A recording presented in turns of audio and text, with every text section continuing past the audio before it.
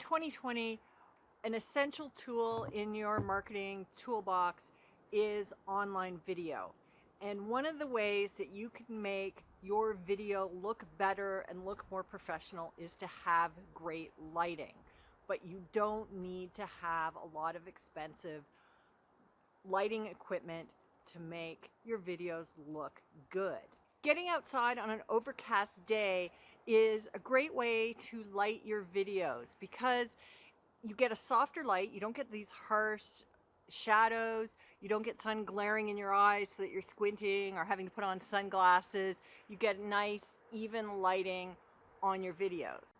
A nice thing about filming outdoors in the winter is there's snow on the ground, and so whatever light there is also being reflected up. So I'm getting light from above and light from below. One of the downsides of filming outside, of course, is you can't control the weather, and if you plan ahead and suddenly you have a bright sunny day and you're the only person in town that's disappointed that it's a bright sunny day, that can throw a wrench in things. But there are still things you can do to prevent harsh glare and harsh shadows as a result of a bright sunny day when you were hoping for cloud.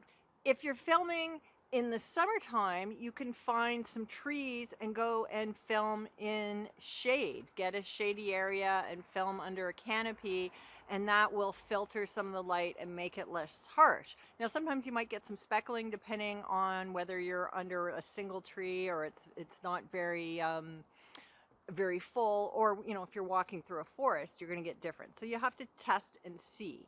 Another thing I do is I live in an urban area, obviously, and my house faces east, which means in the morning my backyard is in shadow. So even if it's a bright sunny day, if I film in the backyard, I get softer lighting. So that's another thing that you can try.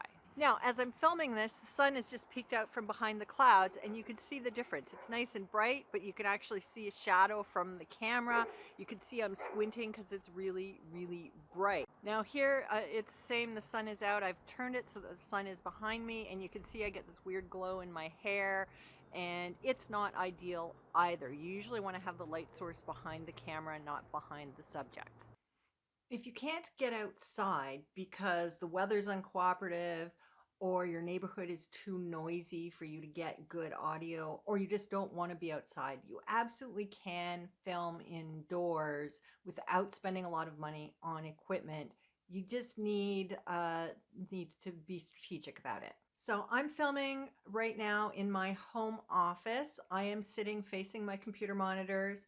Over to this side is a window where I get natural light.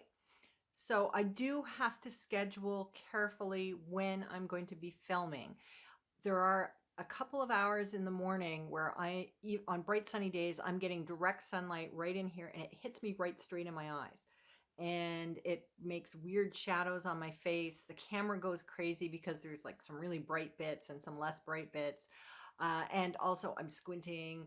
I've done some webinars where it's either I'm a guest on somebody else's webinar, or I didn't think ahead when I was scheduling, and I'm having to kind of like duck around the sun to be able to do the webinar. So you do want to schedule ahead.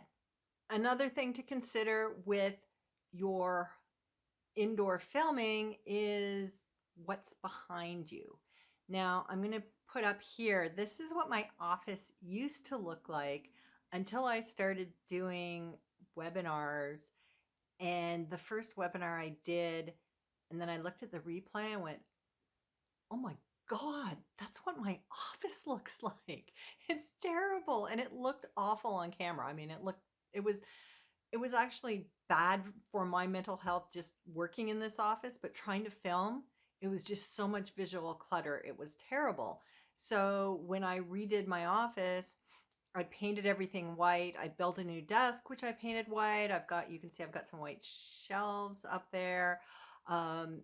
Everything is white. In fact, while I was busy painting, I threatened my husband that if he stood still too long, I was going to paint him too. So having a nice backdrop can make a big difference. Thanks to the configuration of my office, I do have a bit of a challenge if I want just a plain white background like this. I do have one corner where I can do do this, but I have to remove my calendar, my 3-month calendar, and I have to kind of zoom in really close because if I go too far back, you can see other things.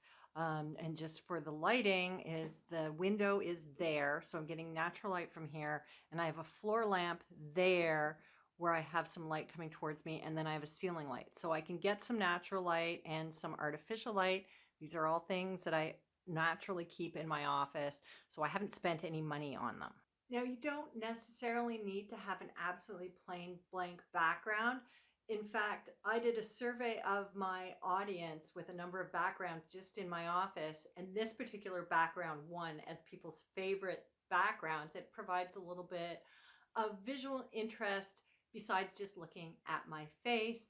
And you can see the lighting on this is still relatively decent. The window is now in that direction. I have a floor lamp on. I have my desk lamp on, and it's pointed to the desk so that the desk is behind me, so the light is bouncing off the desk and up and making a little bit more of full lighting, so you're not having too many shadows. There's a little bit of shadow here, but it's not awful. You don't need to have completely blank. There you have it. With a little planning, some natural light, and some lamps that you already own, you can absolutely light your videos without spending a penny on equipment. If you would like more tips for creating video without spending a lot of money, download a copy of my low-cost online video toolkit where I share the tools that I use to create videos.